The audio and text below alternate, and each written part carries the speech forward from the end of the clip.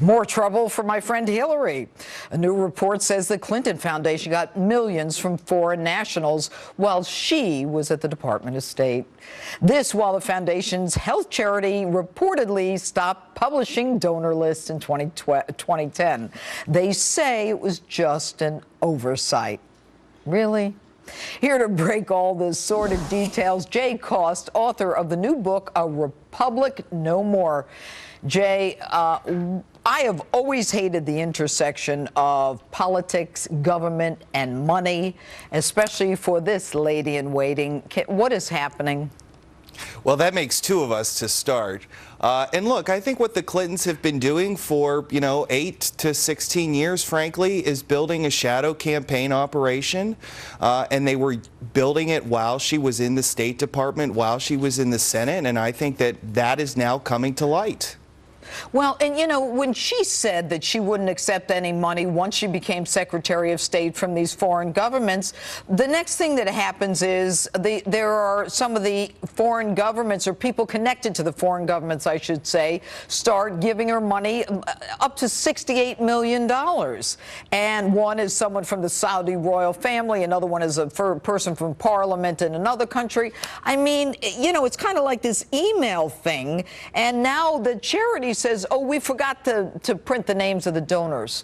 And then as soon as she's not the Secretary of State, the money comes in from the foreign governments. Yeah, it's very concerning. This position of Secretary of State is supposed to be one of the most nonpartisan positions in the entire government. And for her to be accepting, or for her foundation to be accepting contributions from foreign governments while she is in charge of the State Department is very peculiar. I just really want to emphasize that this is not something that Condoleezza Rice did or that John Kerry is doing. This is, quite frankly, without precedent. Do you think, in light of all of this happening, that she's still going to be the candidate for the Democrats in 2016? As a matter of fact, I do. Not because she's a particularly strong candidate, but if you survey the Democratic field, it is shockingly weak. There is really nobody of sufficient stature to challenge her. Now, that may change if more revelations come to light. Maybe somebody of greater stature will toss into the race. But at this moment right now, she towers over the rest of the field. Okay, so now what we've got is Hillary Clinton. Every week there seems to be another scandal, another issue, whether it's the emails of private server, deleting emails, subpoenas. It is, I mean, did she break any laws, do you think? That's a good question. I'm not sure, but just because she didn't break any laws, we shouldn't think that everything that she did was appropriate and above board.